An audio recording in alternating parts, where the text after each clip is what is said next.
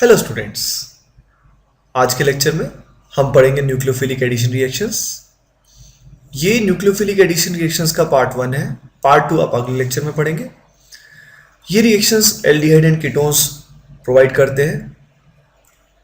फिर हम देखेंगे rate of reaction, then we will see the cyanohydrin formation, then we will see the sodium bisulphite addition. आइए start करते हैं with the reactions of aldehyde ketone. ये हमारा left side में एल्डिहाइड है और राइट साइड में कीटोन है। एल्डिहाइड में जो मेन पार्ट है जिसकी वजह से रिएक्शन होती है वो है ये C double bond. The reason is the polarity. इस सीओ बॉन्ड की पोलैरिटी काफी हाई होती है। ओ की इलेक्ट्रॉन नेगेटिविटी हाई होने की वजह से इलेक्ट्रॉन पेयर ऊपर की तरफ शिफ्ट होता है, जिस कारण ओ पे पार्शियल नेगेटिव आता है और सी पे पार्शियल पॉजिटिव आता है। सिमिलरली कीटोन्स के अंदर भी सी पे पार्शियल पॉजिटिव, ओ पे पार्शियल नेगेटिव। इस कार्बन के ऊपर जो पार्शियल पॉजिटिव आया है उसी की वजह से ये दोनों के दोनों न्यूक्लियोफाइल यानी negatively charge containing species reaction करते हैं, यानी वो स्पीसीज रिएक्शन करते हैं जो इलेक्ट्रॉन पेयर प्रोवाइड करती है। तो आपने देखा aldehyde ketone reacts with nucleophile क्योंकि ये खुद जो है they will act as electrophile. ये खुद होते हैं इलेक्ट्रोफाइल। आइए देखते हैं अब रिएक्शन में होगा क्या। ये न्यूक्लियोफाइल अपना इलेक्ट्रॉन पेयर इस कार्बन को प्रोवाइड करेगा। इलेक्ट्रॉन पेयर शेयर करने से इस कार्बन में और न्यूक्लियोफाइल के बीच में एक नया बॉन्ड बनेगा।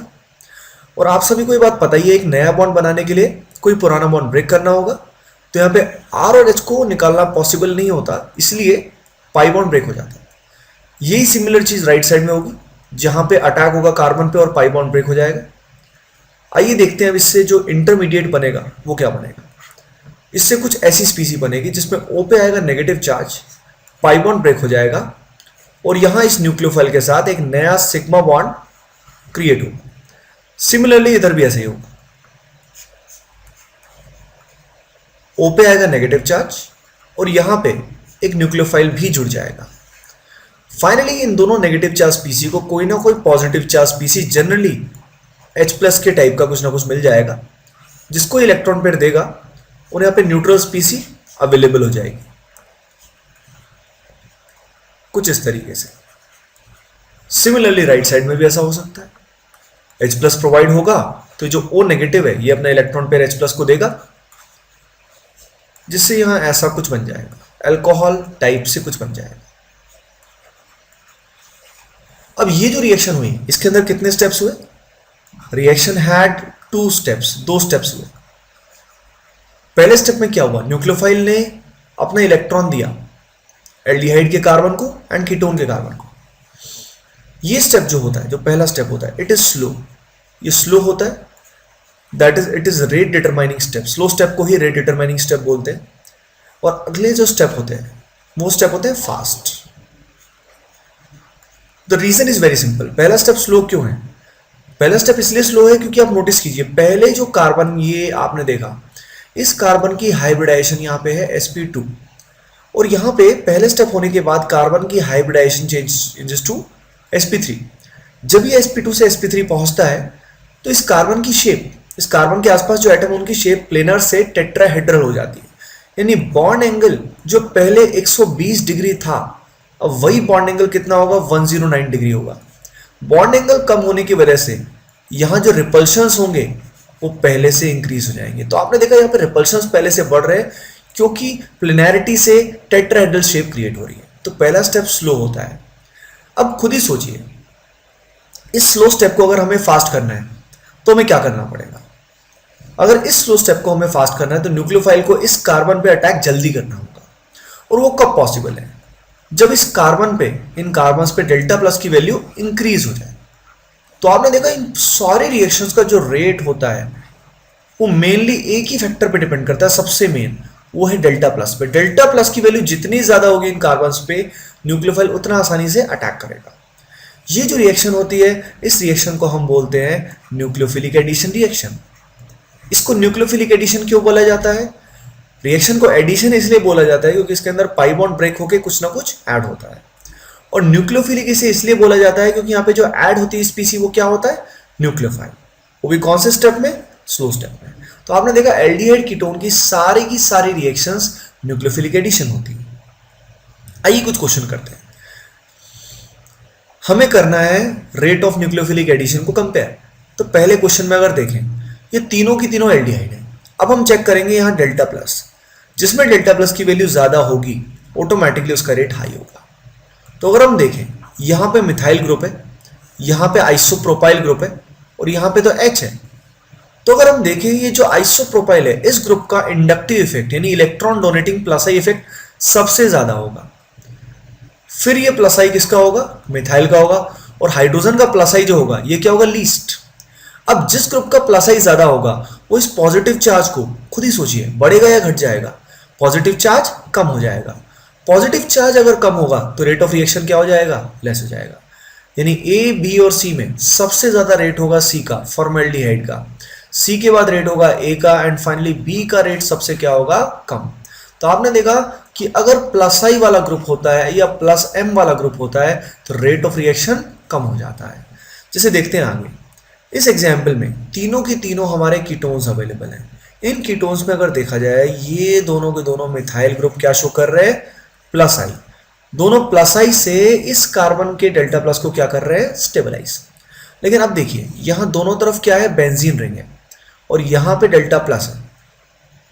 तो अब बेंजीन रिंग यहां पे अगर रेजोनेंस करता है तो ये सी डबल बॉन्डों को इलेक्ट्रॉन देगा, यानी इस रेजोनेंस को हम बोलते हैं प्लस एम इफेक्ट। सिमिलरली इधर से भी यही सेम चीज पॉसिबल है। अगर दोनों बेंजीन रिंग ने प्लस एम शो किया तो प्लस एम की स्ट्रेंथ प्लस आई से क्या होगी? ज्यादा, यानी पॉजिटिव चार्ज काफी कम हो जाएगा। अगले केस में आपने देखा, एक रिंग जो है ये प्लस एम शो कर रही है और ये जो मिथाइल है ये शो कर रहा है प्लस आई। तो आपने देखा सबसे कम डेल्टा प्लस जो है वो किसके अंदर है? बी में, और सबसे ज्यादा किसमें? ए में। तो ए का रेट हाईएस्ट होगा, ए के बाद सी आएगा, सी के बाद बी आएगा, यानी anti corruption bureau, this will be the answer.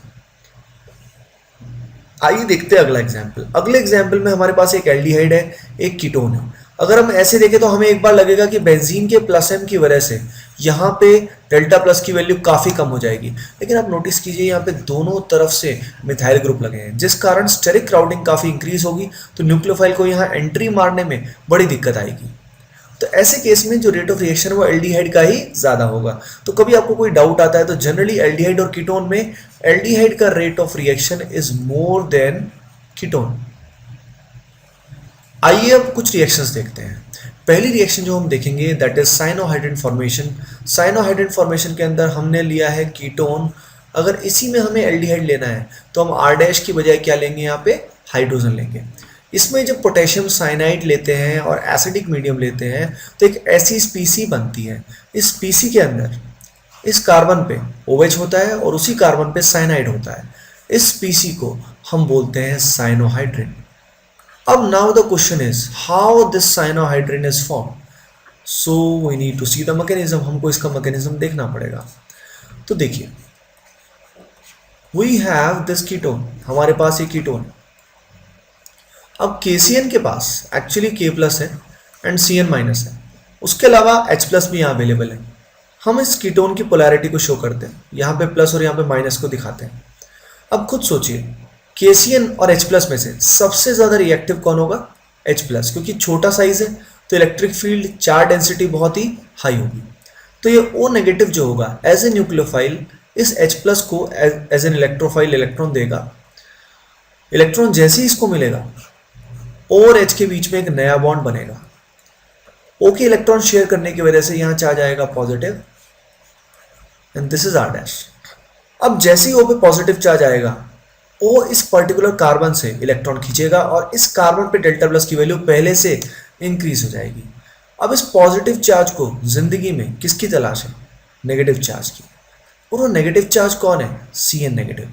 तो CN negative will act as a nucleophile now, जिस कार्बन पे इलेक्ट्रॉन देगा, जिससे इस कार्बन और C के बीच में बॉन्ड बनेगा और ये पाई बॉन्ड ब्रेक होके ऑक्सीजन न्यूट्रल हो जाएगा। तो इस तरीके से cyanohydrin formation will take place. Let us take an example. मान लीजिए हमने साइक्लोहेक्सेनॉन टाइप का एग्जांपल लिया, जिसमें मिथाइल को हमने वेज में स्टीरियो लॉक कर रखा है, मतलब ये वेज में ही रहेगा, इसको डैश में आप चेंज नहीं कर सकते। इसमें अगर हम KCN और H प्लस डालते हैं तो आप सभी को पहले से ही क्लैरिटी होनी चाहिए कि पाई बॉन्ड ब्रेक होने के बाद OH आएगा और CN आएगा।